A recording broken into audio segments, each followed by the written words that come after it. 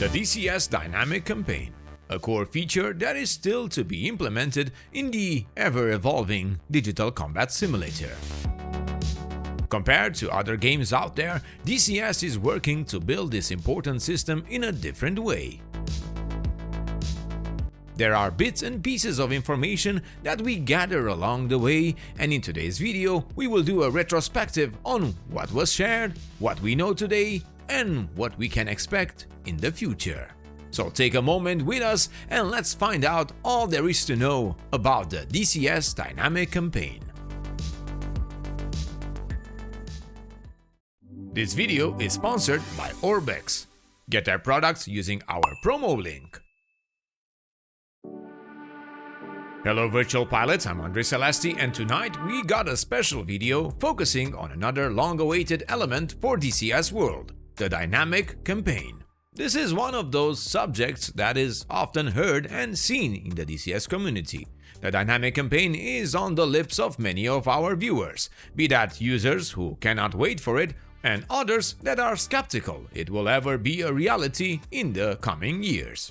We gathered enough information to make a video about it, and I will do my best to share with you all there is to know about the planned Dynamic Campaign. But before we do that, let's give a short shout out to our today's sponsors, Orbex and Chaos. What? Yes, you heard me right. The highly talented creators at Chaos are supporting our channel, this time with content tailored for our GA enthusiasts out there. We received the DA40 XLS for Microsoft Flight Simulator, and we stepped into the beautiful world of GA single-engine training. A product that offers a wide array of features, bringing a new dynamic to your flights in Microsoft Flight Simulator, be that in the 2020 release or the new 2024 version. The DA40 by Chaos has over 130 custom failures that are saved between the flights, with 4 interesting modes to choose from that will definitely put you to the test. The attention to detail is very high, and just by looking at a manual of this aircraft you will be impressed. But I don't like to read the manual. Yes, Petrovich, we know. But one of our HIP community members, Who? actually you know him, is our first Patreon member, Rhinox.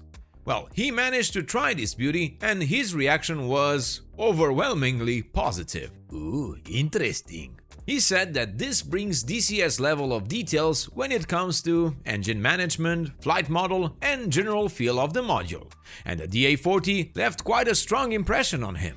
We will later do a more intricate showcase of this particular aircraft, and you will definitely see more Chaos and Orbex products in the future videos. Even live streams on our Discord with the community. And if you want to give it a try, I have a link in the video description that will take you straight to the Orbex store for the DA40 XLS by Chaos.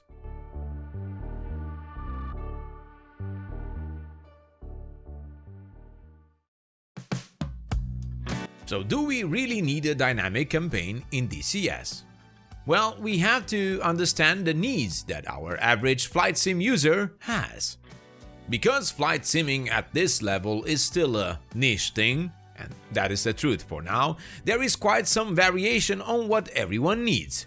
Yes, we got our simulated modules, the maps, the assets, and even linear campaigns, be that from ED themselves or third-party members, but the user pathway in DCS is close to the following example. They either try it for free, learning the ropes with the free modules, maybe jump into some Flaming Cliffs action, set up the bindings, and eventually buy their first full fidelity module. Once that happens, the learning process starts. In my talks to many users out there, I've seen a pattern, one that continues to appear time after time when engaging in general flight, be that in single-player or multiplayer environment of DCS. The users tend to spend more time learning the module until they reach a point of confidence, and then they look to immerse themselves in different operations. In the end, the sandbox experience is there, you just have to reach for it.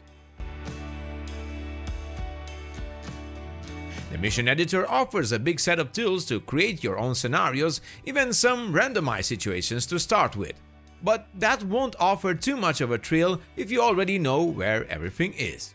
And at the same time, there are users out there that want something out of the box, something that can be engaging enough to make you fly again and again. But let's face it, the learning curve is quite high for many modules out there, and people start to understand that very soon.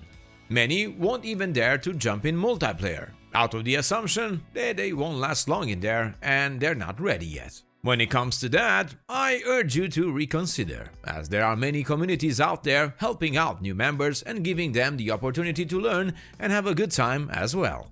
But coming back to the content itself, once you finish your training, know the ropes of air-to-air and air-to-ground, you want to put it to good use.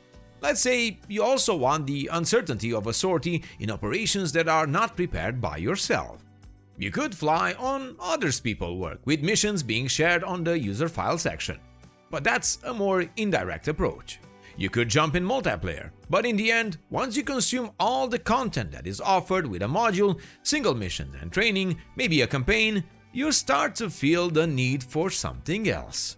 You may even get a new map, you get more missions, and continue your way with that. But again, eventually you will start to feel that something is missing.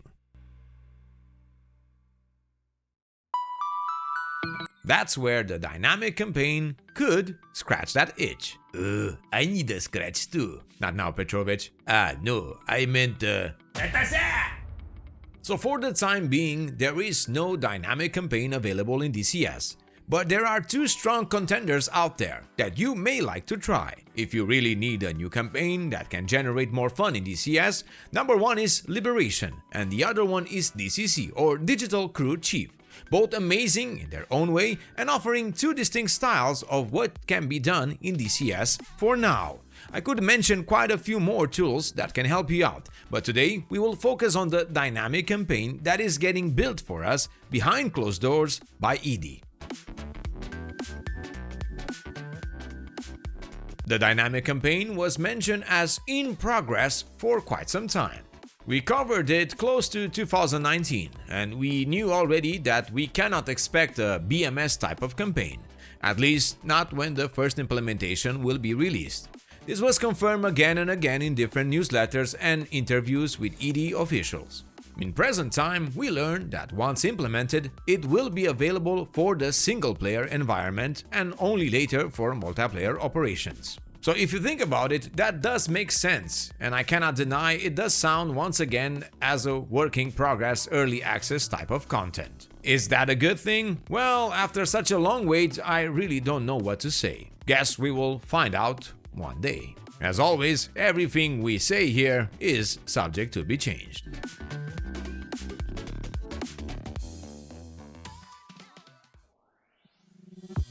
The dynamic campaign requires quite a few changes to the core DCS experience. We have seen a wide array of changes in the core experience, logistics, zone painting with mapping and new triggers, and these are just a few of those elements that whisper dynamic campaign. But there is a lot of work ahead, and we know it. Performance improvements when dealing with large number of troops, especially with the new high polygon models, Vulkan implementation, the ATC system that is in desperate need of a revamp, the list can go on forever. In the past, we learned that when it comes to performance, ED has a plan for how we will see these units on the battlefield, how the unit calculation won't affect gameplay in a negative manner.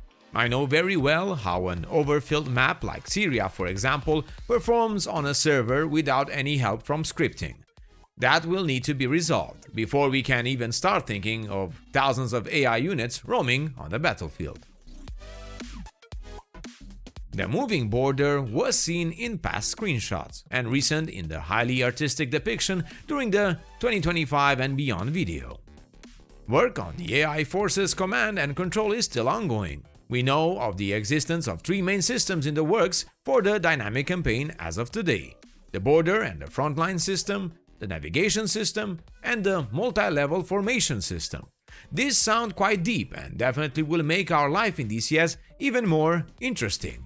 Add to that the AI decision-making system that, according to ED, is based on the size of forces, location, and general objectives for the coalition. For me personally, it sounds like a new breed of AI that will change our experience in the DCS environment. For better or for worse? We will find out. but they need to solve that problematic pathfinding with AI units, and they talked about this being worked as well. A new mechanics that will analyze the route between certain points and take note of surroundings. This feature will make DCS more viable for that high-quality experience in flight and combat that we all want. And speaking of new features, well, a save system is coming up as well, also tied in the development for the dynamic campaign. We will be able to save in mid-flight, remember our settings and setup, and finally, I hope I won't be needed to reset my MFDs and cockpit lights. Please, Edie, give us the save status for cockpit preferences. Thank you. Meanwhile, this year we learned that as development for tech side continues, the next step after that is the UI for the campaign. That's why for now we only see screenshots and short depictions of the systems in action. Now, do I want a dynamic campaign for DCS? Yes, I do. Can I be patient until they make it? Well, with a lot of work being done on our HIP Dynamic server, I think we will be able to fill the gap until DCS gets its very own system. Our talented team is pushing forward, trying to give us a small taste of what a dynamic environment could look like in DCS. But please note, this is not the first server to do this. But our efforts are focused to give you a fresh new feel when it comes to a multiplayer environment in DCS. Plus, I got DCC and Liberation, so plenty of joy testing all the types of campaigns. So, even after all of this, we still have a lot of questions. From what type of scenarios we can expect, what maps would be supported, and how many options we have to preset our experience in the dynamic campaign. ED has been talking about new game modes, a new quick mission generator, and more tools at our disposal for the future. No matter what you think about the dynamic campaign, it does start to shape up DCS in a different way. I just hope they make faster progress. But fast or slow, one thing is for sure, we will be here to provide more news on the upcoming dynamic campaign. And that's it for today. Thank you all for watching until the end of our video. Remember to check our sponsors for those promo codes, getting yourself some flight sim goodies, and supporting our channel in the process. As always, I am Andre Celesti, reminding you to fly safe, and I'll see you next time.